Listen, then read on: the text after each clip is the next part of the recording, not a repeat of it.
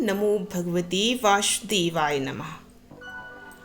आज एकादशी व्रत के पारण के दिन कहा जाता है कि माता तुलसी की कथा सुनना बहुत ही फलदायी माना जाता है।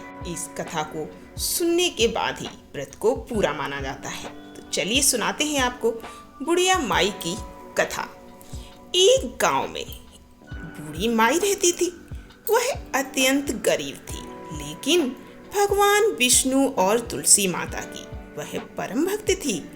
उसका एक ही नियम था, वह हर रोज सुबह उठकर स्नान कर लेती, तुलसी के पौधे में जल चढ़ाती, उनकी परिक्रमा करती और हाथ जोड़कर भावुक होकर एक ही बात दोहराती थी, तुलसी माता सतर्क दाता, मैं तेरा सिंचन करूं, तू मेरा कारज सिद्ध कर।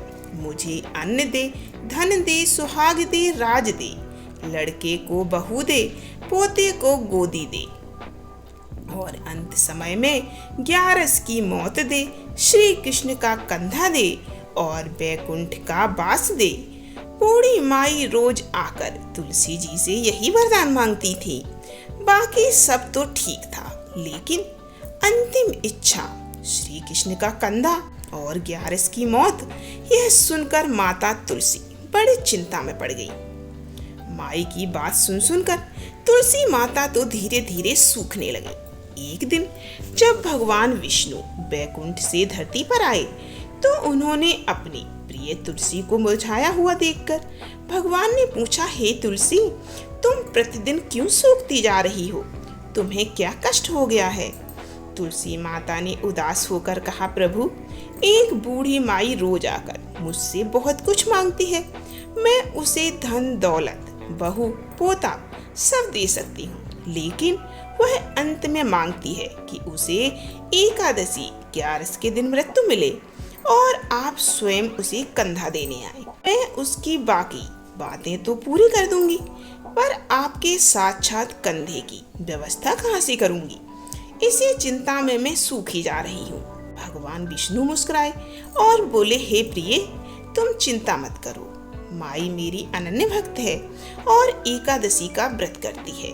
जब उसका अंतिम वक्त आएगा तो मैं स्वयं उसकी इच्छा पूरी करने धरती पर आऊंगा और उसे कांधा दूंगा।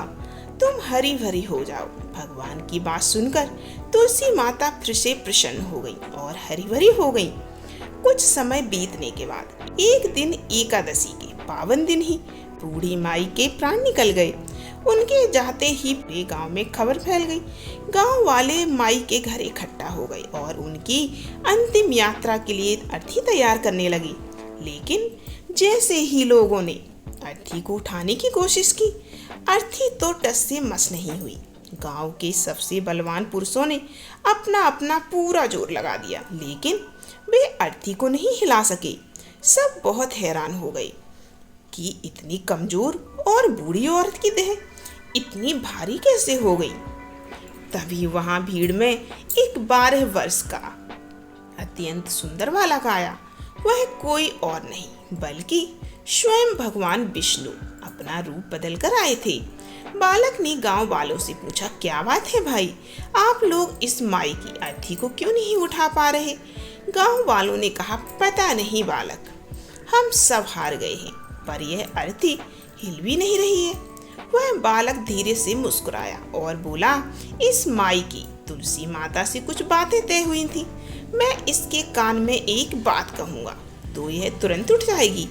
लोग बड़े अचरज में पड़ गए, लेकिन उन्होंने बालक को आगे जाने का रास्ता दे दिया। भगवान विष्णु माई की अर्थी के पास गए। उन्होंने झुककर माई के कान में कहा, माई, अपनी आंखें खोलो और देखो, तुम्हारा बेटा आ गया है। तुम्हारी मांगी हुई 11 की मौत पूरी हो गई। तुलसी माता का वचन सच हो गया। चलो अब मैं तुम्हें अपना कंधा देने आया हूँ। इतना कहते ही भगवान ने जैसे ही अपना हाथ बुढ़िया माई की अर्थी को लगाया, माई की देह फूल जैसी हल्की हो गई।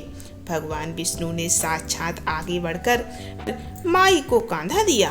देखते ही देखते आकाश से पुष्प वर्षा होने लगी और एक दिव्य विमान आया, जिसमें बैठकर बूढ़ी माई सीधे भगवान के परम धाम बैकुंठ धाम को चली गई। पूरी भीड़ जब यह देख रही थी तो यह देखकर वह दंग रह गई और सबने जय जयकार लगाई।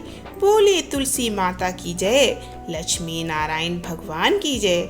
आप लोगों को कैसी लगी तुलसी माता की ये कथा? और वीडियो को लाइक कीजिए, कमेंट कीजिए और कमेंट में जय माता तुलसी जरूर लिखिएगा।